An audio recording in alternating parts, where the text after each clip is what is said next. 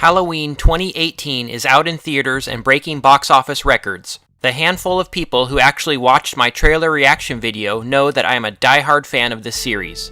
So, did the new movie live up to my expectations? Absolutely.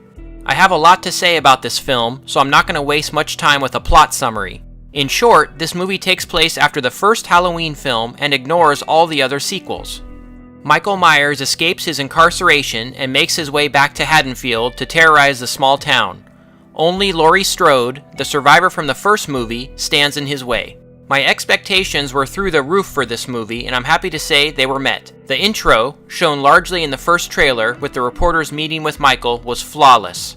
And then to cut from that scene to the opening credits, done in the same style as the original Halloween, gave me chills. John Carpenter's score for this film, the first time he scored a Halloween movie since Part 3, was perfection. Honestly, the Halloween theme has never sounded better. Jamie Lee Curtis is amazing in this movie. Her performance is flawless, and she really carries the film. I had originally thought she was going to have a smaller role, with the teenage characters being the main focus, but that wasn't the case at all. This is her movie, and she does not disappoint. The rest of the cast does a good job, but I found most of the teen characters to be kind of annoying. Laurie's granddaughter was fine, but her friends and boyfriend were a little obnoxious at times. And I gotta say, the little kid Julian really steals the show. The kid is great and hilarious in his brief role. Now let's talk about Michael in this movie. He's the most terrifying and imposing since the first film. It's still a little unclear to me, but it looks like Michael was mostly played by James Jude Courtney in this one, with a few scenes played by original Michael actor Nick Castle. In any event, Michael,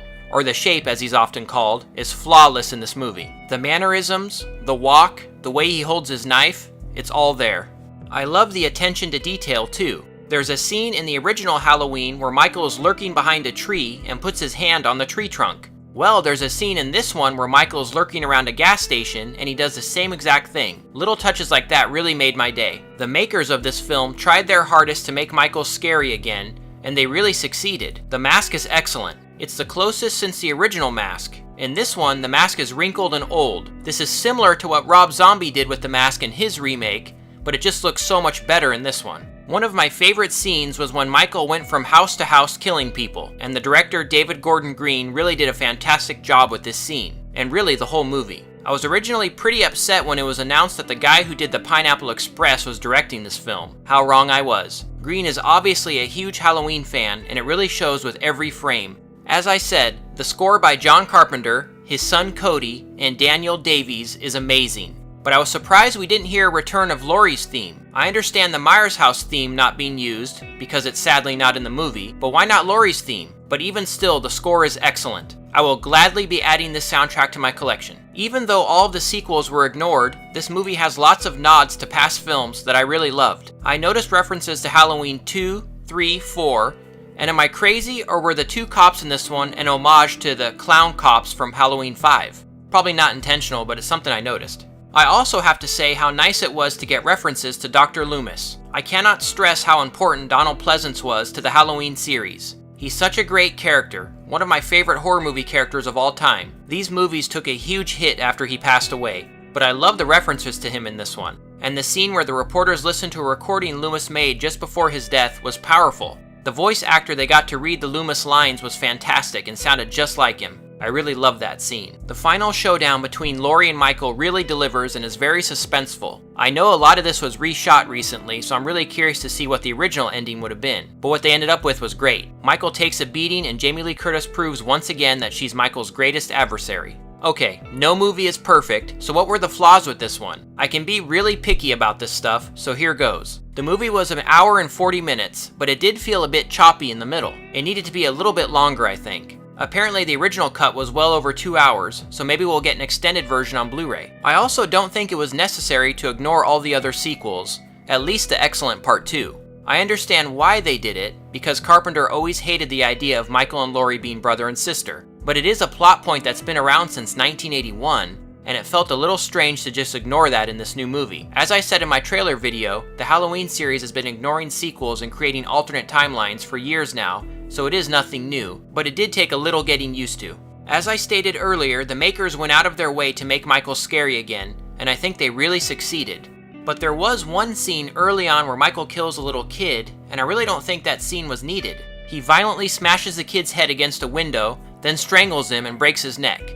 Now, I'm no prude when it comes to horror films, but I feel like this was unnecessary. I understand why they did it, but it just wasn't needed. I also wanted to see a bit more of Michael lurking in the shadows and hovering at the edges of the frame. Michael's evil was felt in every frame of the original film. He was always there, whether in the background or with his iconic breathing through the mask off screen. But in this one, there just wasn't enough of that. There were also a few comedy lines in there that didn't really work, particularly from the dad in a few scenes and some of the teenage characters.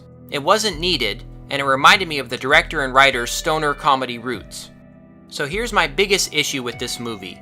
It's a small plot point that thankfully passes quickly, but it did stop the movie dead in its tracks for a few minutes. I am, of course, talking about the scene with Michael's doctor. It's mentioned that he's a student of Loomis early on, but the twist is that he's a nutcase. So the scene in question has him riding with the sheriff and Laurie's granddaughter. The sheriff mows Michael down with his car, and he and the doctor get out to examine the body. The doctor immediately murders the sheriff, then takes off Michael's mask and actually puts it on. He then loads an unconscious Michael into the back seat of the cop car. He then explains to Laurie's granddaughter that he wants to take Michael to see Laurie to observe his evil acts or something. The entire scene just doesn't work. I understand that they needed a way to get Michael to Laurie's house for the final showdown, but this was a bad way to do it.